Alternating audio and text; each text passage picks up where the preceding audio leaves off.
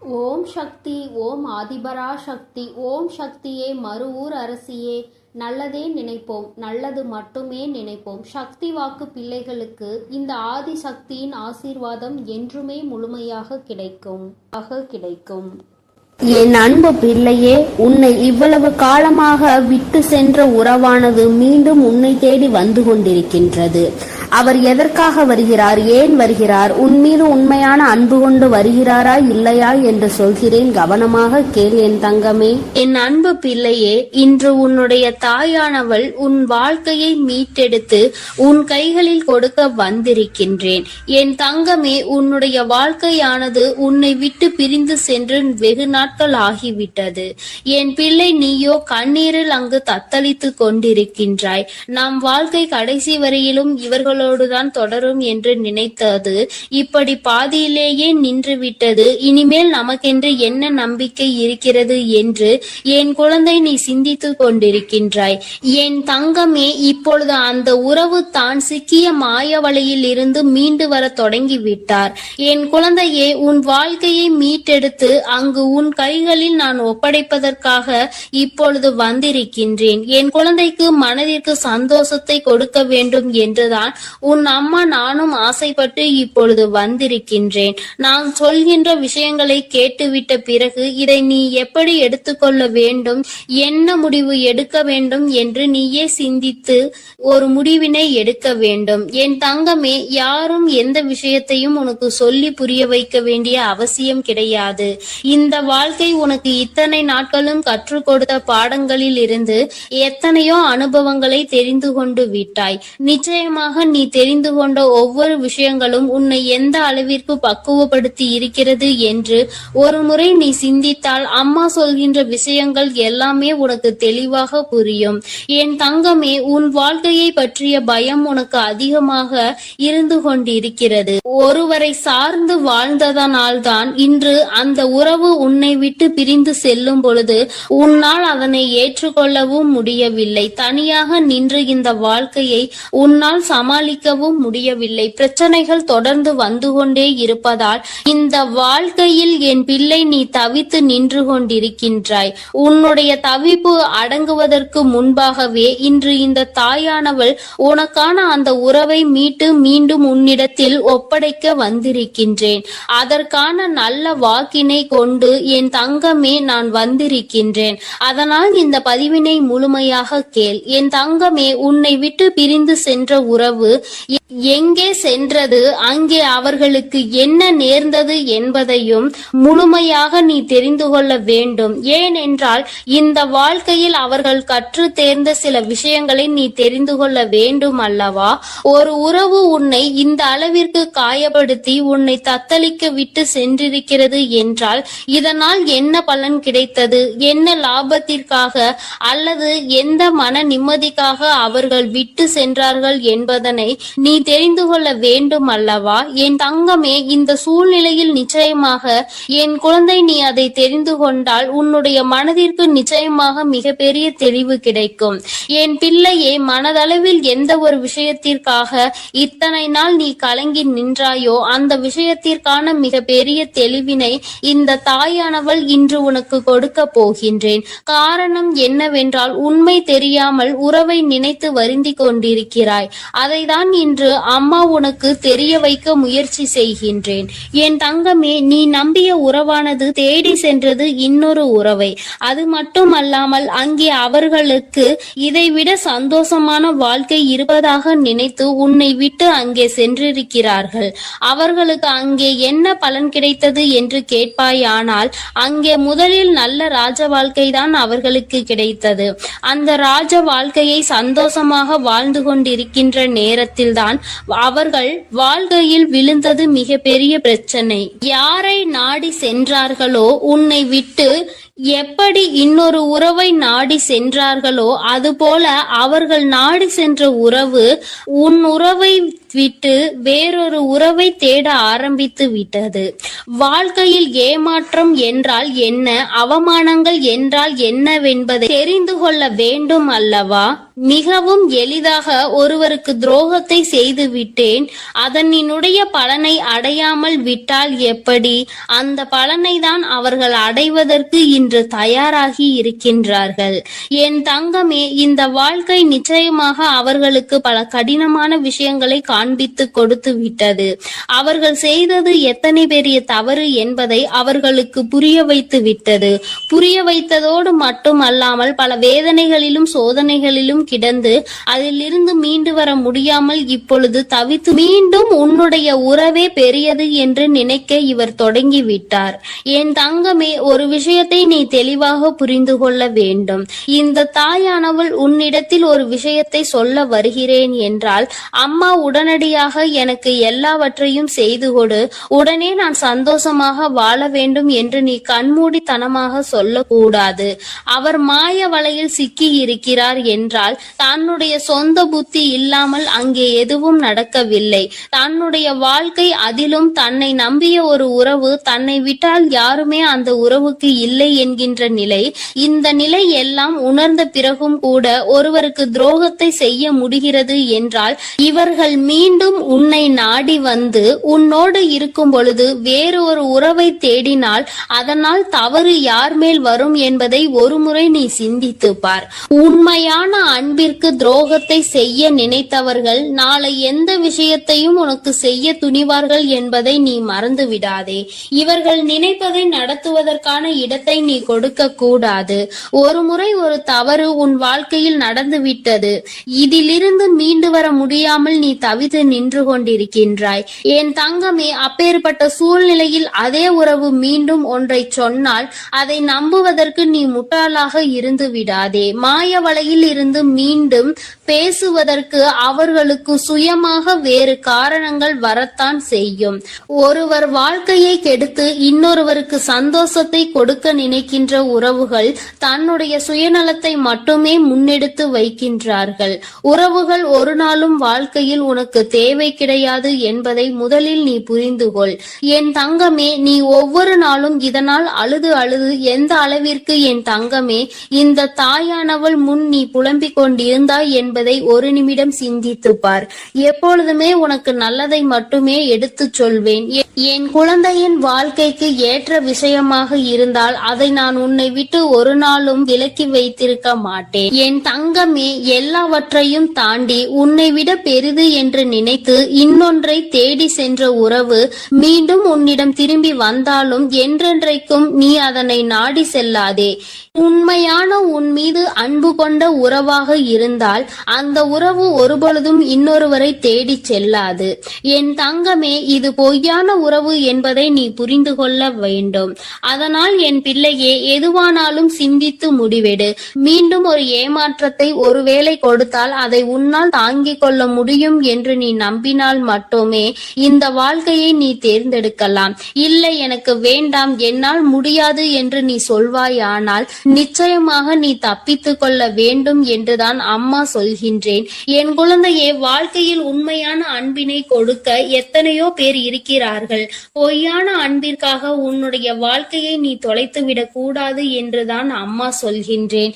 என் குழந்தையின் மனதில் இருக்கின்ற இந்த எண்ணங்களை அம்மா நான் நிச்சயமாக புரிந்து கொண்டதன் பலனாக தான் உன்னிடத்தில் சொல்கிறேன். வேண்டாம் என்று முடிவெடுத்து விட்டால் என்னிடம் வா, அம்மா உனக்கான ஆறுதலை கொடுக்கிறேன். வேண்டும் என்று முடிவெடுத்தால் அந்த வாழ்க்கை உன்னுடைய பொறுப்பு. இனி உன் வாழ்க்கையை நீதான் பார்த்து கொள்ள வேண்டும். அதில் மட்டும் நீ கவனமாக இருந்து விட்டால் போதும். அம்மா உன்னை எப்பொழுதுமே கைவிட மாட்டேன் என்பதை மட்டும் நீ தெளிவாக புரிந்து கொண்டால் போதும். என் அன்பு பிள்ளையே, உன்னை விட்டு சென்ற உறவு மீண்டும் உன்னை தேடி வருகிறது. அதற்கான காரணம் என்னவென்று முழுவதுமாக கேட்டு தெரிந்து கொண்டு அம்மா சொல்லும் முடிவை உடனே எடு. ஏனென்றால் என் அன்பு குழந்தை இப்பொழுது மிகவும் கோபத்தில் இருக்கிறது. தன்னுடைய செயல்கள் பிடிக்காமல் மனமுடைந்து போய் இருக்கிறது. உன்னை விட்டு சென்ற உறவு நிரந்தரமாக இல்லாமல் போகட்டும்.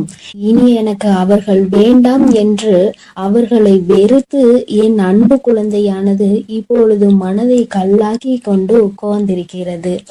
ஆரம்ப கட்டத்தில் அந்த உறவின் மீது உயிராய் இருந்தாய். இப்பொழுது அவர்கள் செய்த சிறு தவறுக்காக அவர்கள் வாழ்க்கையிலே நிரந்தரமாக வேண்டாம். என்னுடைய விஷயங்கள் அனைத்தையும் அவர் தவறாக புரிந்து கொண்டார், தவறாக செயல்பட்டார், என் வாழ்க்கையில் துரோகத்தை விளைத்தார்கள். இனிமேல் அவர்களுக்கு என் வாழ்க்கையில் இடமே இல்லை என்று அந்த நபரை என் அன்பு குழந்தை வெறுத்து விட்டது. ஆனால் அந்த தவறு அவர்கள் செய்தார்கள், நானும் அதை ஒப்புக்கொள்கிறேன்.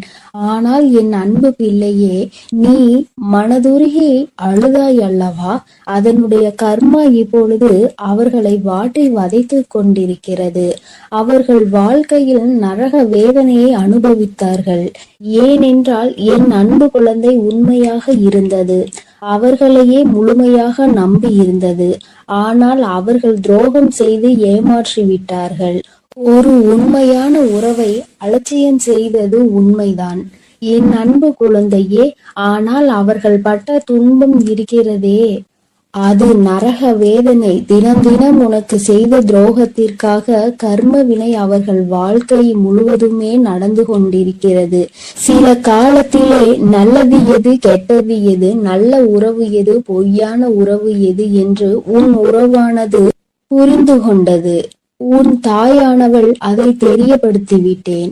ஆனால் சில நேரங்களில் என் அன்பு குழந்தையே, உறவை இழந்து விட்டோம், நம் வாழ்க்கையில் மறுமுறை அந்த உறவு கிடைக்காதா என்று சில நேரங்களில் நீ சிந்திக்கிறாய். ஆனால் சில நேரங்களில் எனக்கு துரோகம் செய்த உறவு மறுமுறை எனக்கு எப்படி துரோகம் செய்யாமல் இருக்கும், அதனுடைய குணத்தை எப்படி மாற்ற முடியும், அதனுடைய செயல்களையும் எண்ணத்தையும் எப்படி மாற்ற முடியும் என்று சந்தேகமும் ஏற்படுகிறது. அதனால் அவர்கள் நிரந்தரமாக நம் வாழ்க்கையில் வேண்டாம் என்று என்னுடைய தங்க பிள்ளையானது முடிவெடுத்திருக்கிறது. ஆனால் இந்த முடிவை நீ கொஞ்சம் மாற்றிக்கொள்ள வேண்டும். ஏனென்றால் தவறு செய்தவர்கள் நம்மை தேடி மன்னிப்பு கேட்க வரும் பொழுது அவர்களை மன்னிக்கலாம், தவறல்ல. என்ன ஒன்று என் அன்பு பிள்ளையே, மன்னிப்பு கேட்டார் போல கேட்டு உன் வாழ்க்கையில் சில கஷ்டத்தையும் கண்ணீரையும் ஏற்படுத்துவதற்கு சில நபர்கள் இருக்கிறார்கள். ஆனால் உன் உறவானது மறுமுறை தவறு செய்யாத அளவிற்கு தக்க பாடத்தை உன் அன்னை கொடுத்திருக்கிறேன். அதனால்தான் ஒரு முறை செய்த தவறுக்காக அவர்கள் அனைத்தையும் திருத்தி கொண்டு உன் காலடியில் விழுந்து மன்னிப்பு கேட்க உன்னை தேடி அந்த நபரானவர் வரப்போகிறார். இப்பொழுது நீ சரியான முடிவு எடுக்க வேண்டும். அதனால்தான் உன் அன்னை அவர் வருவதற்கு முன்னே உன்னிடம் இதை பற்றி தெரிவிக்க வந்திருக்கிறேன். இப்போது நீ உன் முடிவுகளை எடுக்க வேண்டும். ஒரு முறை அந்த நபரை மன்னித்து விடு. ஏனென்றால் தவறு செய்வது மனிதனுடைய இயல்புதான். ஆனால் தாயும் பிள்ளையாய் இருந்துவிட்டு வைராகியம் என்பதை நீ உன் மனதில் வைத்து கொண்டிருந்தால் அங்கு வெறுப்பு அதிகமாக உன் வாழ்க்கையில் வந்துவிடும். இவர் நல்லவரா கெட்டவரா என்று தெரியவில்லை, எவரை பார்த்தாலும் கோபப்படுகிறாய். அந்த கோபத்தால் நல்ல விஷயங்களை கூட சில நேரங்களில் இழந்து விடுகிறாய். என் அன்பு பிள்ளையே, புரிந்து கொள். ஒரு சில நபர் உனக்கு துரோகம் செய்கிறார்கள், ஏமாற்றுகிறார்கள் என்றால் அனைத்து நபருமே ஏமாற்றக்கூடிய நபர் கிடையாது என்பதை நீ புரிந்து கொள்ள வேண்டும், தெரிந்து கொள்ள வேண்டும். உன் மனம் உடைந்தது உண்மைதான். துரோகம் செய்த நபரால் நீ ஏமாற்றப்பட்டது உண்மைதான். ஆனால் அதற்கெல்லாம் பதிலடி கொடுத்துதான் உன் காலடியில் நான் அவர்களை விழ வைப்பேன் என்று நீ கண்ணீர் வடிக்கும் பொழுது உனக்கு உறுதியளித்திருந்தேன். மறுமுறை நீ என்னை சந்தேகப்படுகிறாய். அவர்கள் முழுமையாக திருந்தினால்தான் உன் காலடியில் வந்து விழுவார்கள் என்பதை நீ மறந்து விட்டாயா? இப்பொழுது நீ அந்த நபரை ஏற்றுக்கொள்ளவில்லை என்றால் அவர்களுடைய வாழ்க்கை என்பது பாதை மாறி, பயணம் மாறி தவறான பாதையில் சென்றுவிடும். அதனால் வரட்டு கௌரவம் பிடிக்காது. அதிகமாக கோபத்தால் நாம் சிந்திக்கும் செயலானது, எடுக்கும் முடிவானது வாழ்க்கையை கெடுத்துவிடும். அதனால் உன் அன்னை சொல்லும் வார்த்தைகளை முழுமையாக நம்பி உன்னை தேடி உன் காலடியில் வந்து விழுகிறார்கள் என்றால் ஒரு முறை அவர்களுக்கு வாய்ப்பை கொடு. மீறி அவர்கள் தவறு செய்கிறார்கள் என்றால் அவர்களுக்கு நான் மிகப்பெரிய தண்டனையை நிச்சயமாக கொடுப்பேன். உன்னை ஏமாற்ற மாட்டார்கள் அவர்கள். ஏனென்றால் நீ ஒரு முறை மனவேதனையில் இருக்கும் பொழுது ஆறுதல் உரைக்க எனக்கு அந்த உறவுதான் வேண்டும் என்று என்னிடம் நீ கேட்டாயல்லவா? என் அன்பு பிள்ளையே, உன்னுடைய ஆசையை நிறைவேற்றுவதற்காகத்தான் நான் உன் உறவை திருத்தி இப்பொழுது உன்னிடமே ஒப்படைக்கப் போகிறேன். இது உன் அன்னையின் கடமையும் கூட. என் பிள்ளைக்கு என்னென்ன வேண்டும் என்பதை பார்த்து பார்த்து செய்வது ஒரு அன்னையான என்னுடைய கடமை அல்லவா? என் அன்பு பிள்ளையே, அதனால் நீ கொஞ்சம் சிந்தித்து ஒரு நல்ல முடிவை எடு. வரட்டு கௌரவம் பிடித்து கொண்டு பழைய விஷயங்களை பேசி பேசி அவர்களை அலட்சியம் செய்து விடாதே. ஏனென்றால் உன்னை அவர் தேடி வரப்போகிறார்கள். வியாழக்கிழமையோ வெள்ளிக்கிழமையோ அல்லது ஞாயிற்றுக்கிழமையாக கூட இருக்கலாம். இந்த 3 தினத்தில் உனக்கு துரோகம் செய்த உறவும் ஏமாற்றிய உறவும் நரக வேதனையை அனுபவித்து தக்க பாடத்தை கற்றுக்கொண்டு உன் தாயின் லீலைகளால் அவர்கள் இனி சின்ன எறும்புக்கு கூட துரோகம் செய்யாத அளவிற்கு மாறி உன்னை தேடி இப்பொழுது வரப்போகிறார்கள். தாயானவள் அவர்கள் வாழ்க்கையில் தகுந்த பாடத்தை கற்றுக் கொடுத்திருக்கிறேன். நல்ல பாடத்தையும் புகட்டி கொண்டிருக்கிறேன். நம்பியவருக்கு துரோகம் செய்தால் என்னென்ன பலன் கிடைக்கும் என்று, இரட்டிப்பு பலன் கிடைக்கும் என்று, அதுவும் என்னுடைய பிள்ளைகளை ஏமாற்றினால் என்ன பலன் கிடைக்கும் என்று அனைத்தையும் உன் உறவானது இப்போது புரிந்து கொண்டது. அதனால்தான் உன் காலடியில் வந்து விழப்போகிறது நிரந்தரமாக. எல்லாம் எதற்காக செய்தேன் தெரியுமா? நீ வடித்த கண்ணீரும் உண்மையான உன்னுடைய பக்தியும் உண்மையான அன்பும் உன்னிடம் இருக்கும் நேர்மையும் இதனால்தான். உன் தாயானவள் நான் இதை உனக்காக செய்திருக்கிறேன். உன்னை எவர் ஏமாற்றினாலும் உனக்கு எவர் துரோகம் செய்தாலும் உன் தாயானவள் ஒருபோதும் பொறுத்து கொள்ள மாட்டேன். அவர்களுக்கு அதற்கான இரட்டிப்பு பலனாக தண்டனை கிடைத்தே தீரும். அதனால் என் வார்த்தைகள் மீது நம்பிக்கை கொண்டு நான் சொல்லக்கூடிய முடிவை எடுத்துவிட்டால் உன் வாழ்க்கையில் சந்தோஷம் என்பது நிரந்தரமாக இருந்துவிடும். உன் உறவு காலடியில் வந்து விழப்போகிறது. அதை மனமாற ஏற்றுக்கொண்டு வாழ பழகு. பழைய விஷயங்களை பேசாதே. பழைய விஷயங்களில் புத்தி காமித்தால் பழைய நிலைக்கு மாறுவதற்கு சிறிது காலம் எடுக்காது. ஆனால் திரும்பி வரும் பொழுது அவர்களை பழைய விஷயத்தை சொல்லி சொல்லி காமித்து அவர்களை மென்மேலும் கஷ்டப்படுத்த கூடாது. பிறகு அவர்கள் வாழ்க்கையில் தவறான முடிவுகளை எடுத்து விடுவார்கள். அதனால்தான் உன் அன்னை இப்பொழுது இந்த முடிவை எடுக்க சொல்கிறேன். என் அன்பு பிள்ளையே, அதனால் நீ சிந்தித்து ஒரு நல்ல முடிவை சீக்கிரமாக எடுத்துவிடு. ஏனென்றால் அவர்கள் உனக்காகவே வந்து கொண்டிருக்கிறார்கள். அவர்கள் முழுமையாக திரிந்து விட்டார்கள். உன் அன்னை சொல்கிறேன் அல்லவா, என் மீது நம்பிக்கை கொண்டு உன் வாழ்க்கையை நீ ஆரம்பி என் குழந்தையே. அதில் உன்னை எப்பொழுதும் நானே வழிநடத்தி செல்கிறேன். நான் உன்னோடு இருக்கிறேன். நான் உனக்காகவே இருக்கிறேன். நான் இருக்கும் பொழுது நீ எதற்காகவும் கவலை கொள்ள வேண்டாம் என் தங்கமே. நீ நல்லதையே நினை. உன் வாழ்வில் எப்பொழுதும் நான் உனக்கு நல்லதை மட்டுமே செய்து கொடுக்கிறேன். என் அன்பு பிள்ளையே, ஒரு முக்கியமான செய்தியை இன்று உன்னிடம் சொல்வதற்காக உன் வராகி அம்மா நான் வந்திருக்கிறேன். ஏனென்றால் நான் கண்ட காட்சி ஒன்று என்னை கண்கலங்க வைத்து விட்டது.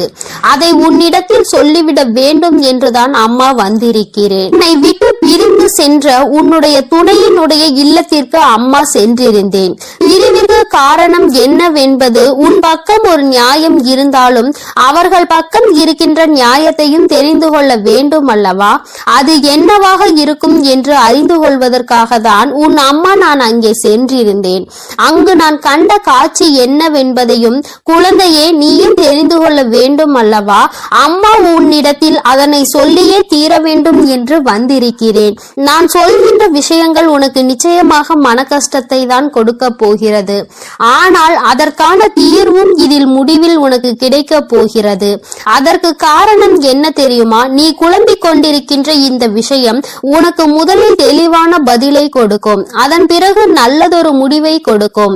என் குழந்தையே, வாழ்க்கை துணை என்று அம்மா சொல்வது உனக்கு திருமணம் முடிந்த வாழ்க்கை துணையாகவோ அல்லது இப்பொழுது உன்னோடு பழகி கொண்டிருக்கிற உன்னுடைய எதிர்காலத்தில் உனக்கு துணையாக வரப்போகின்றவர் என்று நினைத்து கொண்டிருப்பவர் யாரோ ஒருவர்.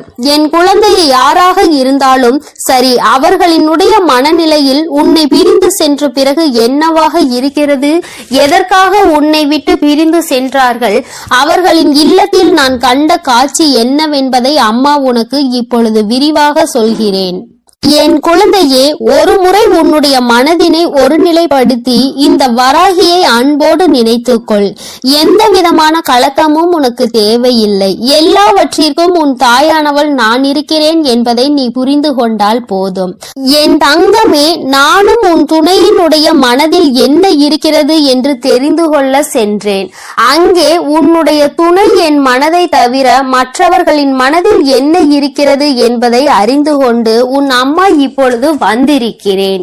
என் தங்கமே, யார் யார் என்ன நினைக்கிறார்கள் என்பதை முதலில் சொல்கிறேன். அதன் பிறகு ஏன் உன் துணை இப்படி ஒரு முடிவை எடுத்தது என்பதை நீ புரிந்து கொள்வாய்.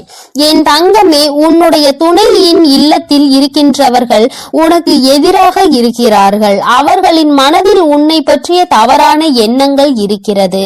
அதற்கு காரணம் நீ பேசிய சில வார்த்தைகள். நீ பேசியது நியாயமாகவே இருந்தாலும், உன் பக்கம் நியாயம் இருந்தாலும் அது அவர்கள் பக்கம் தவறாக தான் தெரிகின்றது. ஏனென்றால் எல்லோருமே தான் நினைப்பதுதான் சரி என்று நினைக்கிறார்கள் அல்லவா? அவர்களினுடைய எண்ணங்களும் அப்படிதான் இருந்து கொண்டிருக்கிறது. என் தங்கமே, அது மட்டும் அல்ல, அவர்களுக்குள் ஏற்பட்ட அந்த எதிர்மறையான எண்ணத்தை உன்னுடைய துணையின் மனதில் விதைத்து கொண்டிருக்கிறார்கள். அதிகமாக உன்னுடைய துணையின் மனதில் தேவையில்லாத விஷயங்களை கலந்து கொண்டிருக்கிறார்கள். உன்னுடைய துணையோ தவறாக உன்னை பற்றி நினைப்பதற்கு என்னென்ன வழிகள் இருக்கிறதோ அத்தனை வழிகளையும் அவர்கள் கொடுக்கும் பொழுது இவரும் அப்படி இல்லை என்று சொல்லாமல் அந்த விஷயத்தை காது கொடுத்து கேட்டுக்கொண்டிருக்கின்றார். என் தங்கமே, உன்னுடைய வாழ்க்கையில் இது போன்ற ஒரு விஷயம் நடக்கிறது என்னும் பொழுது என் குழந்தை அதை உன்னால் ஏற்றுக்கொள்ள முடியாது என்பது நான் நன்கு அறிந்த விஷயம்தான். ஆனால் இவையெல்லாம் நடக்கும் பொழுது உன்னுடைய துணை அமைதி காத்ததற்கு என்ன காரணம் என்பதையும் தெரிந்து கொள்ள வேண்டும் அல்லவா? எத்தனைதான் நீ அவருக்கு உயிராக இருந்தாலும் அவர்களினுடைய குடும்பம் என்று வரும் பொழுது அங்கே அவர்களினுடைய மனது சிறிதும் தடுமாற்றம் அடையத்தான் செய்கிறது. ஏனென்றால் நீ பேசிய வார்த்தைகள் அவர்களுக்கு வேதனையை கொடுத்தது என்று உன் துணையிடம் சொல்லும் பொழுது உன்னுடைய துணை என் மனதும் பெரிது சஞ்சலம் படத்தான் செய்கிறது.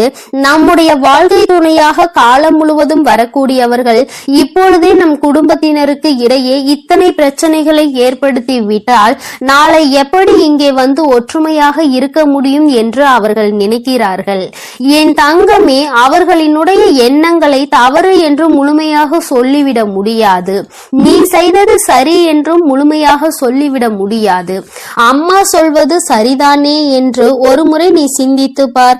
என் தங்கமே, நீ நியாயமாகவே பேசியிருந்தாலும் ஆனால் யாரை பேசினோம் என்பதில் சிறிது கவனம் இருக்க வேண்டும். என் தங்கமே, உன்னுடைய வாழ்க்கை துணையினுடைய சம்பந்தப்பட்டவர்களாக இருக்கும் பொழுது சிறிதளவு கவனம் தேவை. அதற்காக அம்மா நீ நியாயத்தை எடுத்து சொல்ல கூடாது என்று சொல்லவில்லை. அதற்கான சரியான நேரத்தை நீ எதிர்பார்த்து நிற்க வேண்டும் என்றுதான் அம்மா சொல்கிறேன்.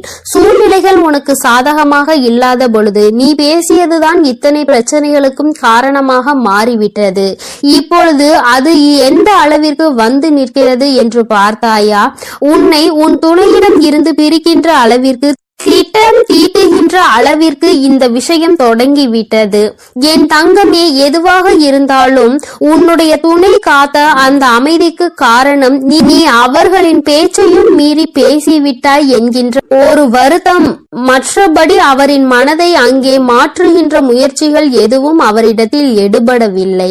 அதை அவர் காது கொடுத்தும் கேட்பது போல உட்கார்ந்து கொண்டிருக்கிறார் என்பதற்காக மேலும் மேலும் பேசிக்கொண்டே அவரினுடைய மனநிலையை மாற்ற முயற்சிகள் நடக்கிறது. ஆனால் இது பயனளிக்காது என்பதனை இப்பொழுது அவர்களுக்கு உணரத் தொடங்கிவிட்டார்கள். இருந்தாலும் நம்மால் ஆன முயற்சிகளை செய்து பார்ப்போம் என்று செய்து கொண்டிருக்கிறார்கள். சரி, அவர்கள் செய்வதை செய்துவிட்டு போகட்டும். ஆனால் உன்னுடைய உண்மையான அன்பு, உன்னை என் மீது நீ கொண்டிருக்கின்ற நம்பிக்கை நிச்சயமாக அவரினுடைய மனதை ஒரு நாளும் மாற்றிவிடாது. அவர்களினுடைய எண்ணங்கள் முழுவதும் அவசரப்பட்டு பேசிவிட்டாய் என்கின்ற வருத்தம் தானே தவிர அவரிடத்தில் எந்த ஒரு ஆலோசனைகளையும் கேட்கவில்லையே என்கின்ற மன கஷ்டம் தானே தவிர உன் மீது எந்த விதமான கோபதாபங்களும் அவருக்கு இல்லை. என் தங்கமே, அதனால் இந்த உறவு மீண்டும் தொடரப்போகின்ற உறவு. இந்த பந்தம் மீண்டும் உன்னோடு காலம் முழுவதும் வரப்போகின்ற பந்தம். அதனால் உனக்குள் எந்த விதமான கலக்கங்களும் தேவை கிடையாது. மற்றவர்களினுடைய எண்ணங்கள் உனக்கு எதிராக இப்பொழுது இருக்கிறது. ஆனால் என் தங்கமே, உன்னுடைய சூழ்நிலை மாறும் பொழுது நிச்சயமாக அவர்களின் மனநிலையும் தானாகவே மாறிவிடும். எப்பொழுது ஒரே பிடியில் நின்று கொண்டிருக்க முடியாது. அவர்களுக்கு அவரவர்கள் குடும்பத்தில் இருக்கின்றவர்களின் வாழ்க்கை முக்கியமானதாக தோன்றும் பொழுது தேவையில்லாமல் அடுத்தவரின் விஷயத்தில் தலையிடக்கூடாது என்ற எண்ணம் தோன்றும். அதற்கு அவர்கள் வாழ்க்கையில் இது போன்ற ஒரு சம்பவம் நடக்க காத்து கொண்டிருக்கிறது. அதிலிருந்து நல்ல பாடத்தை கற்றுக்கொண்டு வந்து உன் வாழ்க்கையில் தலையிடக்கூடாது என்பதை நிச்சயமாக புரிந்து கொள்வார்கள். என் குழந்தையே, இனிமேல் எந்த விஷயமானாலும் துணையினுடைய குடும்பத்தாரின் சம்பந்தப்பட்ட விஷயமாக இருந்தால் அவரிடத்தில் சிறிது ஆலோசனை பெற்றுவிட்டு பிறகு நீ நிச்சயமாக உனக்கு அதில் இருந்து நல்ல பலன்கள் கிடைக்கும். மாறாக உன்னுடைய சொந்த முடிவாக இருக்கும் பட்சத்தில் நமக்கு கஷ்டம் வரும் பொழுது அதில் இவரால் எந்த விதமான உதவியும் செய்ய முடியாமல் ஒதுங்கி நின்று வேடிக்கை மட்டும்தான் பார்க்க முடியும் என்பதை நீ இப்பொழுதுதானே நடந்து கொண்டிருப்பதை பார்த்து புரிந்து கொண்டிருக்கிறாய். என் தங்கமே, இனி ஒரு நாளும் இந்த சூழ்நிலை உன் வாழ்க்கையில் வராமல் நீ பார்த்து கொள்ள வேண்டும். உன்னை சுற்றி நடக்கின்ற விஷயங்கள் எல்லாம் எதை சார்ந்தது என்பதை நீ புரிந்து கொள்ள வேண்டும். உன்னுடைய அழகான வாழ்க்கையை மீண்டும் உன் கைகளில் நிச்சயமாக நான் கொடுப்பேன். மற்றவர்களின் மனநிலையை மாற்றி உன் கைகளில் அதை கொடுக்கின்ற நேரம் மறுபடியும் வரும். அதை நீ நிச்சயமாக எக்காரணம் கொண்டும் இழந்து விடாமல் பார்த்து கொள்ள வேண்டியது உன்னுடைய பொறுப்பு. என் தங்கமே, இந்த வராகி அம்மாவினுடைய ஆசீர்வாதங்கள் உனக்கு எப்பொழுதும் இருந்து கொண்டுதான் இருக்கிறது. ஆனால் உன்னுடைய வாழ்க்கை உன் கையில் தான் இருக்கிறது என்பதை நீ மறந்து விடாதே. சர்வ நிச்சயமாக இந்த வராகியானவள் கொடுத்த வாக்கினை நிச்சயமாக நிறைவேற்றி காட்டுவாள். நான் உன் வாழ்க்கையை உன் கைகளில் கொடுக்கிறேன் என்று சொல்லி இருக்கிறேன் அல்லவா? சர்வ நிச்சயமாக உன் வாழ்க்கையை நான் உன் கைகளிலேயே ஒப்படைப்பேன். அதுவரையிலும் நீ சற்று பொறுமையாக நம்பிக்கையோடு காத்திருந்தால் மட்டும் போதும். நடப்பது எல்லாமே உன் வாழ்க்கையில் நிச்சயமாக நல்லதாக மட்டுமே நடக்கும். என் அன்பு குழந்தைக்கு இந்த ஆதிபரா சக்தியின் அன்பும் ஆசீர்வாதமும் முழுவதுமாக கிடைக்கும். ஓம் சக்தி, ஓம் ஆதிபரா சக்தி.